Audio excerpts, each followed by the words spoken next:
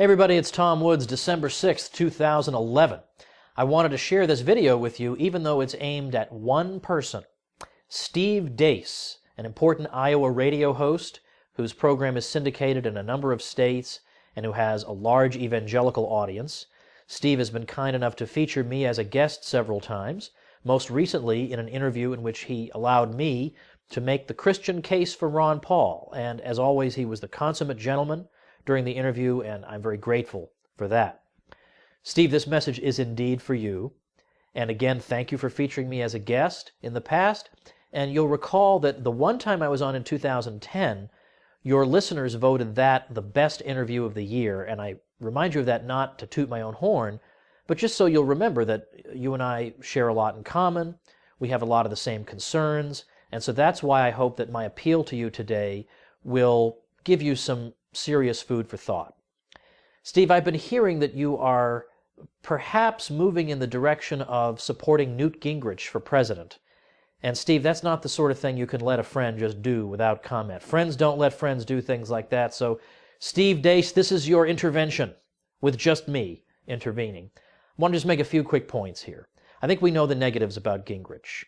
In terms of, he supported TARP. He said he would have voted for TARP, the bank bailouts, if he'd been in office at the time, and this was basically the whole establishment against the people. That says a lot, that you're going to side with the establishment against the whole people.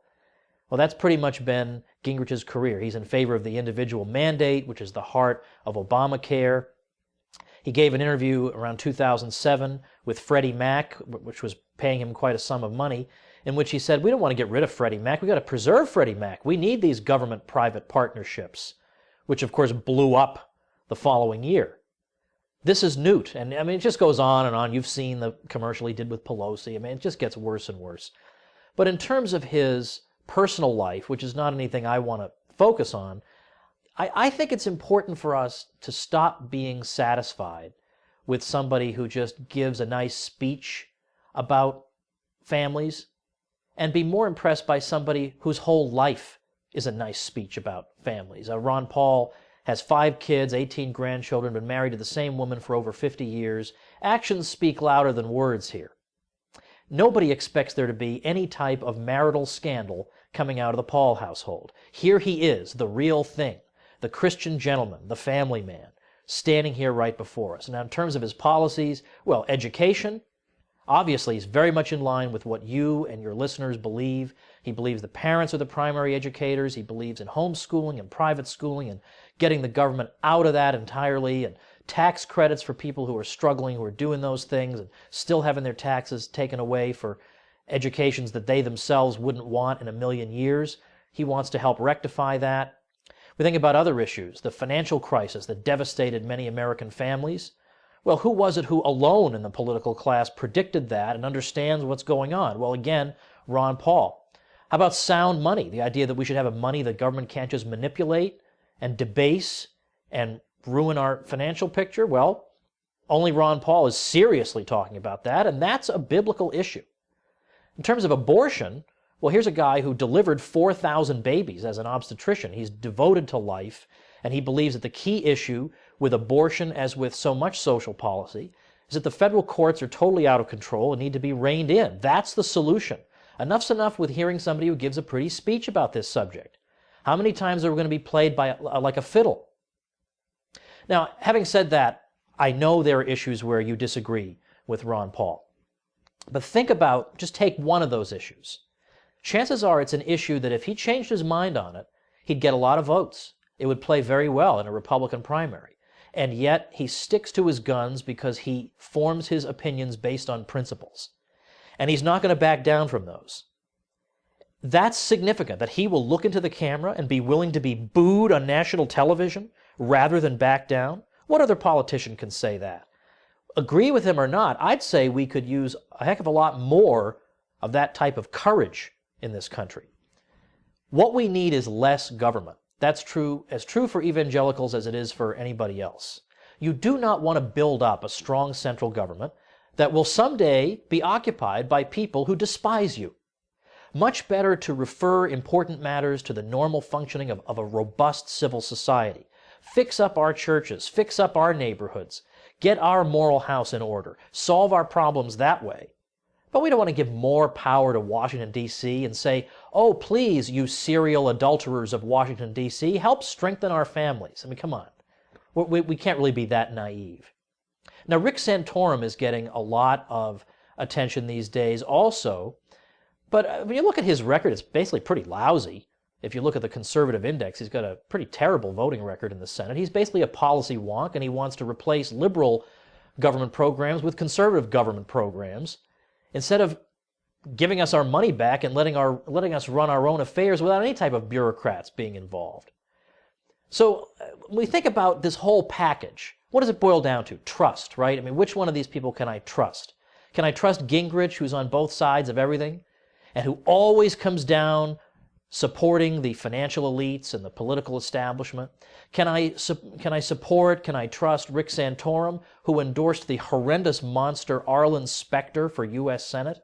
I'm sure he's sorry about that now, but isn't it funny how they're always sorry about things like that right when they're running for political office? Just a coincidence, I'm sure. Whatever happened to, and whoever said, let your yea be yea and your nay be nay? Look at Ron Paul. For all the things people have said about him, who's ever said that he's inconsistent or he's untrustworthy? Who's said those things? Look at his campaign brochure from 1982. It looks like it might have been written last weekend. This is a guy who stands by his principles we should all support. Moreover, we look just at how he conducts himself. He's the most humble man in the race. How many times does he use the word I? Hardly ever. He's not one of these sick egomaniacs whom the U.S. presidency tends to attract. Now, Steve, let me leave you by asking you this question. Suppose a truth teller came on the American political scene, telling the truth, saying things that were going to help bring this country back, help fix this country. How would he be treated? How do you expect that the media would treat somebody like that? You expect the media would ridicule that person and perhaps try to ignore that person to the extent possible? Well, gee, which candidate's been getting that type of treatment this election cycle? Well, turns out it's Ron Paul. Why is that? Why is the establishment so scared of this guy? This is the guy you've been waiting for. And so the question becomes, Steve, which candidate does the New York Times want you to endorse? I mean, I think the question answers itself. Obviously, they want you to endorse the machine candidate, Newt Gingrich. And I know you're going to be under tremendous amount of pressure, professionally and socially, just to do what everybody else is doing and support Newt Gingrich. But ultimately now, this is the moment of decision here.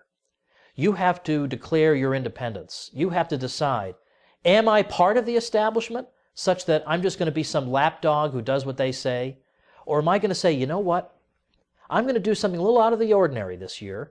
I'm going to support somebody I wouldn't normally support because I believe he's a man of honesty and integrity and decency. He's a family man who's committed to chopping Washington, D.C. down to size.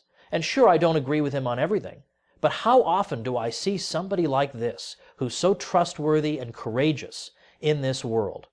And on top of that, somebody in his own life, professionally and personally, is so committed to the issue of life that is so important to the Steve Deace listeners. So here, Steve, here's where you say to the New York Times, sorry, I'm not going to give you the satisfaction. I'm not endorsing the flip-flopper Newt Gingrich who gives pretty speeches. I'm supporting Ron Paul. Now, I know there are still a few outstanding issues that you're uncomfortable with Ron Paul, so I've made you a special resource page at tomwoods.com/Steve that I hope will address some of these concerns.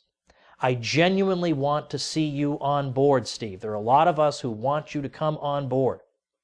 There are a lot of people, on the other hand, who want you to be just another cog in the machine, just another person predictably supporting the media-anointed candidate. That's what a lot of people are going to want, Steve.